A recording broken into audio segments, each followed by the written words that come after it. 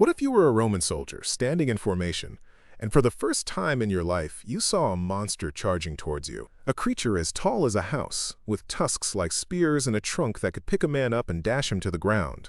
This was the terrifying reality of facing the war elephants of ancient Carthage, the living tanks of the ancient world. Welcome to 10-Minute History.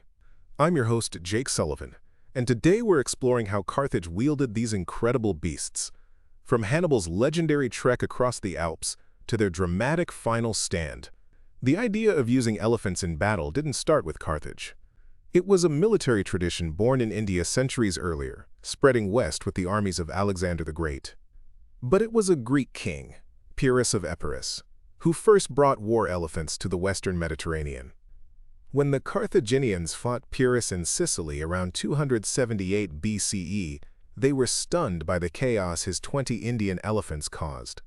They knew immediately they had to have their own. So they turned to the native elephants of their homeland, a now extinct, smaller species called the North African forest elephant found in the Atlas Mountains. Carthage's first major test with their new elephant corps came during the First Punic War, with wildly different results. In 255 BCE, at the Battle of Bagratus in modern-day Tunisia, the Spartan mercenary Xanthippus led a Carthaginian army that deployed around 100 elephants. They smashed into the Roman legions under Marcus Regulus, throwing their disciplined ranks into chaos and leading to a crushing Roman defeat. It was a stunning success. But just 4 years later, at the Battle of Panormus in Sicily, the script was flipped. The Roman commander had his men dig trenches and armed them with a storm of javelins.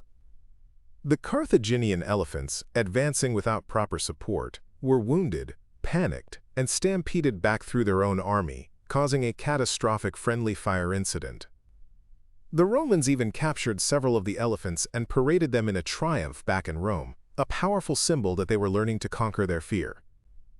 This set the stage for Carthage's most famous general, Hannibal Barca, who learned from both these victories and defeats. Before his famous invasion of Italy, Hannibal honed his elephant tactics in Spain. At the Battle of the Tagus River, around 220 BCE, he used 40 elephants to scatter Iberian tribesmen, giving his animals crucial battlefield experience. Then came his legendary march in 218 BCE. He led his army, including 37 elephants, over the treacherous Alps and into Italy. This feat alone was a massive psychological victory, stunning the Romans who never imagined an army with elephants could appear from the north. But the cost was immense. The harsh alpine conditions and the brutal Italian winter that followed were devastating. Most of the elephants that survived the mountain crossing soon died from the cold and lack of food. By the time Hannibal fought his first major battle at the Trebia River, he only had a handful left. He used them masterfully, placing them on the flanks where their strange smell and intimidating presence terrified the Roman cavalry's horses. The Roman horsemen fled, leaving their infantry exposed, and leading to a major Carthaginian victory. But shortly after, the last of these heroic elephants succumbed to their wounds and the climate. For most of his legendary campaign in Italy, Hannibal fought without the very weapon that had helped him get there. Now, it's important to understand that these Carthaginian elephants were not the giants we often see in movies. The North African forest elephant stood about 2.5 meters tall, or around 8 feet at the shoulder. They were fierce, but significantly smaller than the Indian elephants used by armies in the East, which could stand over 3 meters tall. This size difference had a huge tactical impact.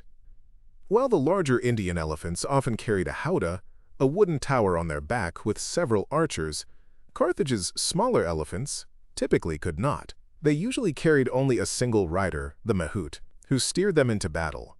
Their job was pure shock and awe, acting as a living battering ram. There's a fascinating historical account from the Battle of Raphia in 217 BCE, where the smaller African elephants of the Egyptian Ptolemaic kingdom fought the larger Indian elephants of the Seleucid Empire.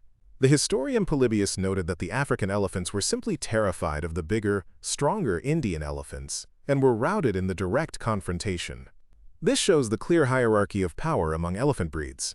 Interestingly, Hannibal may have had one of the superior models. His personal elephant was named Surus, meaning, quote, the Syrian, and it was famously the only one to survive the journey into central Italy. Many historians believe Cirrus was actually a larger Asian elephant, perhaps a war prize or a diplomatic gift, making him the undisputed king of Hannibal's herd. If you think a modern tank requires a lot of maintenance, it's nothing compared to a war elephant. The logistics were a nightmare. A single elephant needed up to 300 kilograms, or over 660 pounds, of fodder every single day. Hannibal's force of 37 elephants would have consumed over 8,000 kilograms of food daily. They also needed enormous amounts of water. This massive appetite slowed the army down and meant that finding food and water was a constant, desperate struggle. To manage these beasts, Carthage even hired professional mahouts from India, bringing their centuries of experience to North Africa to train these wild-caught elephants. And the training was brutal, designed to desensitize the animals to the chaos of battle. But no amount of training could ever make an elephant a perfectly reliable weapon. They were a true double-edged sword. When a charge worked, it was devastating. But a wounded or panicked elephant could easily turn on its own army, trampling friendly soldiers indiscriminately. To prevent this, every mahout carried a grim toolkit, a heavy mallet, and a large metal spike. If his elephant lost control and became a danger to its own side, the mahout had the terrible duty of driving the spike into the base of the elephant's skull to kill it instantly. It was a brutal, last-ditch safety measure for an incredibly volatile weapon. As the wars dragged on, Carthage's enemies got smarter. The Romans, in particular, became experts at neutralizing the elephant threat. They developed specific anti-elephant tactics. They would use light infantry called velites to harass the elephants from a distance with javelins, aiming for their eyes. They discovered that loud, sudden noises could spook the animals. And in one of the strangest anecdotes from ancient warfare, they supposedly learned that elephants were terrified by the squealing of pigs. One story claims the Romans once coated pigs in pitch, set them on fire, and sent the flaming, squealing animals running towards the enemy's elephant line, causing a complete panic. This all came to a head at the final, decisive battle of the Second Punic War in 202 BCE, the Battle of Zama. Hannibal, recalled to defend Carthage, scraped together a force of about 80 elephants. Many of them were fresh captures, not fully trained for war.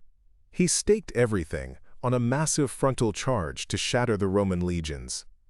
But the Roman general, Scipio Africanus, was prepared. As the elephants charged, he ordered his trumpeters to blast a deafening sound. Even more cleverly, he had his infantry units open up wide lanes in their formation. Instead of hitting a solid wall of shields, the elephants thundered harmlessly down these corridors, where they were pelted by javelins from the men on either side. The charge was a catastrophic failure. The terrified elephants, confused and wounded, swerved into Hannibal's own cavalry wings, disrupting his army before the main fight even began. Rome won the battle and the war. Zama marked the effective end of Carthage's elephant corps. In the peace treaty that followed, Rome imposed a strict and fascinating condition. Carthage was forbidden from ever again training or owning war elephants. This was one of the world's first arms control agreements, a testament to how feared these animals had been. The era of the Carthaginian war elephant, which lasted only about 60 years, was over. The species itself, the North African forest elephant, was driven to extinction within a few centuries, a victim of both the demands of war and the brutal gladiatorial games of their Roman conquerors. In the end, Carthage's war elephants were a symbol of their ambition and ingenuity. They were a terrifying psychological weapon, a living tank that could turn the tide of battle, but they were also a logistical nightmare and an unpredictable ally. Hannibal's daring use of them secured his legend, but ultimately, the disciplined and adaptable Roman legions proved that even the most fearsome weapon can be defeated by superior tactics. It's a powerful lesson from history. A weapon is only as good as the strategy that wields it. So what are your thoughts on this? Let us know down in the comments. If you found this interesting or learned something new, please give this video a like, and don't forget to subscribe to 10-Minute History for more deep dives. Thanks for listening.